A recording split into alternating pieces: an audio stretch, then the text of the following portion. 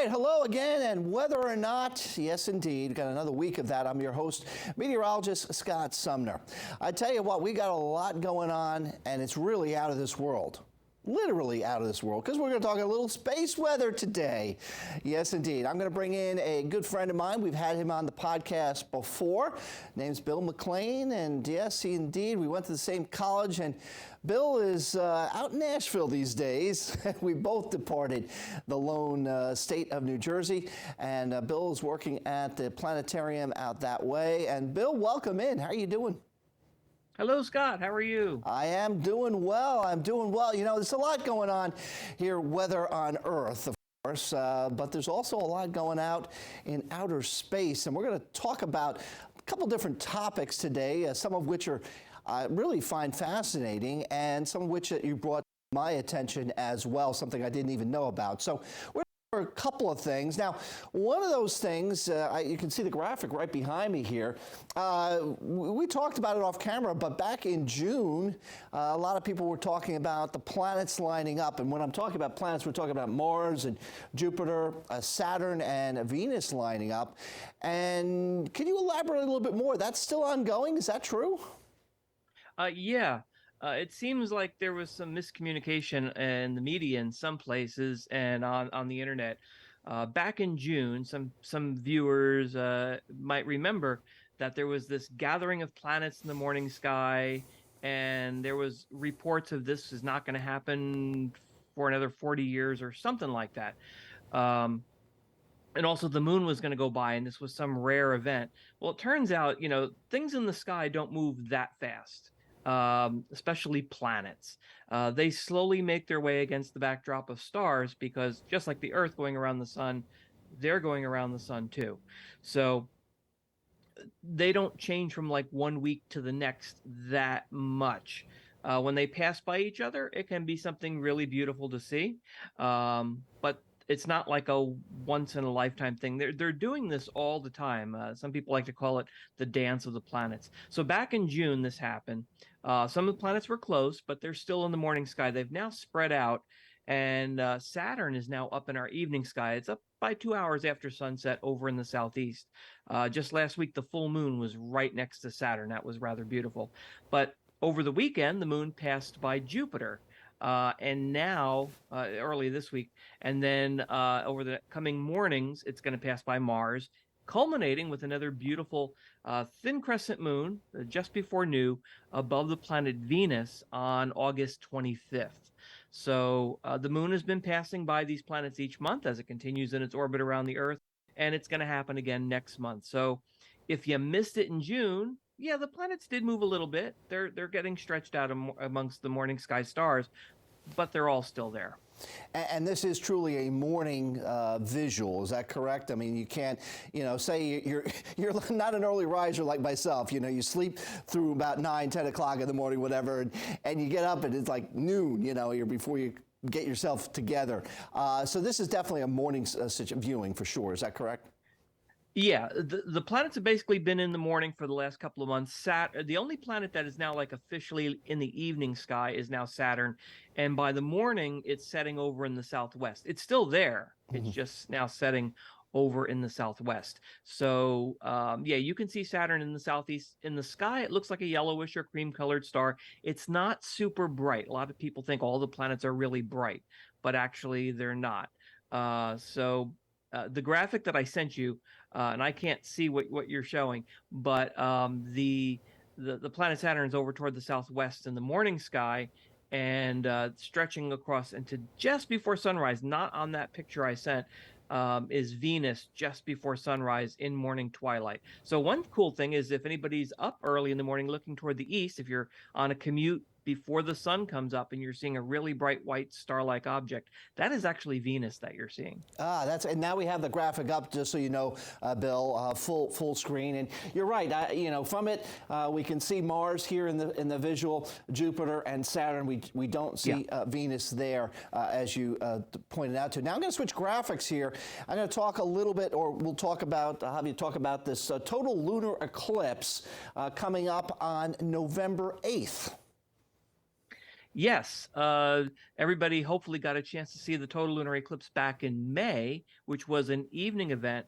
I'm in the central time zone, so it was late evening, early morning.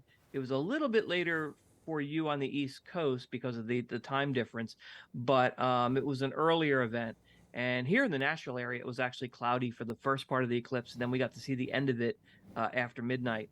The one on November 8th is all in the morning. For me, it's between 2 and 5 in the morning. Mm. For you, it's between 3 and sunrise. So the moon will be setting over in the western part of the sky as it's sliding into the Earth's shadow. And we're not going to see the entire eclipse this time. This total lunar eclipse is going to be early morning until sunrise, and the moon's going to set during the eclipse. So the sun's going to come up, the moon's going to go down. So you'll miss the end of it. But for early risers, again, you can watch this total lunar eclipse on the early morning of November 8th. Well, that's good news, because maybe some people didn't actually catch the earlier eclipse, like you said, back in May. So this is a second opportunity, especially if you're like me, who's one of those night owls that can actually stay up and watch something like that. All right, so really good stuff. Now, of course, you and I have talked in past podcasts and off air about comets and stuff. And one thing that I always thought, and personally, and maybe a lot of the people who watched our podcast think too, is that comets just have one trail, one tail, if you will. And apparently that is not true. Now, there's a comet, I've just shown the graphic here, it's Comet K2, and it actually, if you look at this graphic, and you can pick out two separate tails on this comet. But then I come to find out, as I do a little more digging, a little more research, that actually having two tails with a comet is common. Is that correct? Yes. Yeah.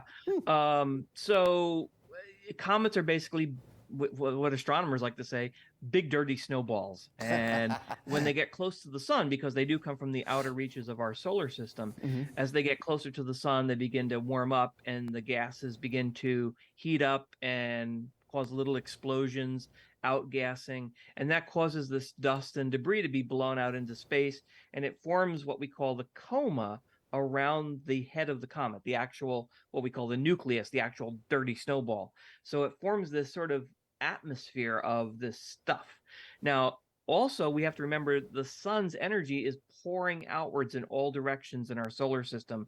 And as this energy pushes outward, which is heat, light, different forms of energy, it pushes against the comet, against that atmospheric stuff that's now forming around the comet from the heat, and it blows out into space, and that forms what we call the dust tail. So it's actually tiny bits of dust debris that's blowing off the comet, and it points in a direction away from the sun. So it's opposite the sun. But at the same time, some of the gases inside, the ionized gases, are not, I guess you could call the particles big enough or are affected enough by this solar radiation pushing up against it. And basically it's a finer material of just mostly gases that gets illuminated by the solar radiation, and we can see that. But that's in a slightly different direction because it's not pushed out like the dusty stuff is. So it forms basically a right angle tail that traces the path of the comet going around the sun. So it's actually sort of following the orbital path of the comet. So one tail is always pointing away from the sun. That's the dust tail. And then you have this gas tail that's basically tracing the path, the orbit of the comet. So they are slightly different. And we've got the visual up again. So the not the one behind the comet itself, not the one going away from the sun, but the other one you just mentioned, that seems to be a little bit lighter in nature, it seems. And we can pick that up. That's the one, folks, you can see here as I'm pointing out to it. It is to the right of the projection or trajectory of the actual comet itself. And Bill, when you say it's having some sort of impact, are you talking about the solar flares that come out from the sun, which are continually radiating out? That's in correspondence to the that's those things are going on, but also the sun is just a big, huge ball of hot plasma gas, and it's just pouring energy out throughout the solar system all the time, blowing outwards in all directions away from the sun. So that's always happening. There's always this background energy that's just pouring out of the sun. We feel that when you go outside in the sunshine, and you feel the heat and the energy hitting you. That's all the way through the Earth's atmosphere. So that's just constantly going out. The flares and coronal mass ejections that people may hear about, especially lately, those are more energetic events that happen in short periods of time, but the sun is just constantly pouring out this heat and light and other wavelengths of energy into the solar system. So that's what's always pushing this dust tail outwards. And by the way, like you said, the gas tail is a little bit fainter. It's not as pronounced. Some comets have very, very faint, wispy gas tails that you really don't notice. When people think of a big bright tail coming off a comet, that's the dust tail. That's the particles that aren't just being pushed out by the energy of the sun. They're also little particles that are reflecting sunlight. So it's just like if you went into a room with a flashlight and you had a container of powder and you squeeze the container of powder and it just goes poof, you're going to see the beam of light coming out of your flashlight because it's going to be hitting all of those particles. So basically, that's dusty material reflecting the light, and that's the brighter one. That is such a great way to depict what is occurring here out in space. That's a great analogy there, Bill. Now, you also wanted to touch on some sort of astronomical myths and misconceptions that are ongoing. Could you elaborate a little bit more on that aspect of it? Yeah, one thing that we get a lot at the planetarium, people have a lot of questions about things that they read online, read in the news, and I touched on that before with the planets gathering in the morning sky. That was not just in June, as a lot of people thought, like, oh, if I don't go out and see this, I'm gonna miss it, and I'm never gonna see it ever again. And then they find out a month later in July, the moon passed by those planets. They're still in the morning sky. They're still there now in August. The moon's currently passing by. It already passed by Jupiter. It's getting ready to pass by Mars, and then it'll be culminating with that conjunction with Venus at the end of the month on the 25th. And it's going to happen again next month. So yeah, there's a lot of, and it's great that people are going out to see some of these events in the sky, like eclipses or full moons and stuff like that. But yeah, there's a lot of sensationalizing happening in the media. And one thing that happened last month, and actually we got this question at the planetarium, I got it personally. Some people said that they saw on the news that they could go out that night at 9 o'clock and look in the east and see Mars and Uranus. I actually had one person say, I saw it last night. I've never seen anything like that before. And I said, really? You went out at 9 o'clock and you looked toward the east and you saw Mars and Uranus? I had just done a live sky show in the planetarium, and I talked about how you can't see Mars until after midnight. So this was something that was a problem, because a lot of people are going out and either not seeing anything and they get totally um, unhappy about that, or they go out and they think they're seeing something that they're really not. So we have to be very, very careful about how things are portrayed in the media, put online, news bits and stuff, because that whole thing was, you could not see Mars at 9 o'clock in the east in the evening last month, or it was a couple of weeks ago, so it was last month. And you can't see the planet Uranus with your eyes. You need a pair of binoculars or a telescope. So again, the planets are moving very slowly, and they do sometimes pass by each other. And that's what was happening a couple of weeks ago. But it wasn't at 9 o'clock in the evening. You couldn't go out at 9 o'clock and look toward the east and see it. If you were up early in the morning, around 3 o'clock in the morning, 2 o'clock in the morning, Mars was up, but you couldn't see Uranus, not Venus, Uranus, because you need a pair of binoculars or a telescope to see it. And Mars has now since moved away from Uranus very slowly. It's still basically in that same region of the sky. So again, it wasn't just one night. You could, if you have a pair of binoculars or a telescope and you know exactly where to look, you could still see Uranus.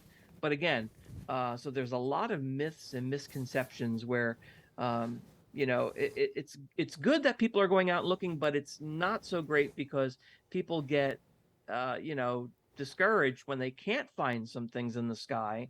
And it's something we have to be more careful about and try to get the stories correct. And I'm glad I'm on your program I really wish some of the networks and the print media and online media would get in touch with planetariums and astronomers to find out about these things rather than just running with the story that they've copied from somewhere else.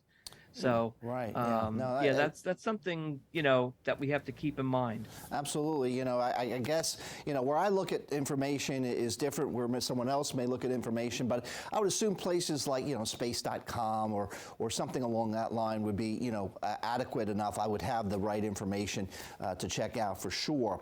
Now, this brings me to the last point I'd like to bring up. And Bill, I got to tell you, when I saw this story, it was pretty interesting. But apparently, if you roll back a little bit here, it's right about just a little bit down, right there. It talked about the International Astronomical Union is offering a rare space opportunity to name a planet discovered by, of course, we talked about telescopes, the James Webb Telescope. I thought that was interesting. Did you hear anything more about that, or it doesn't seem like that's a common thing, right?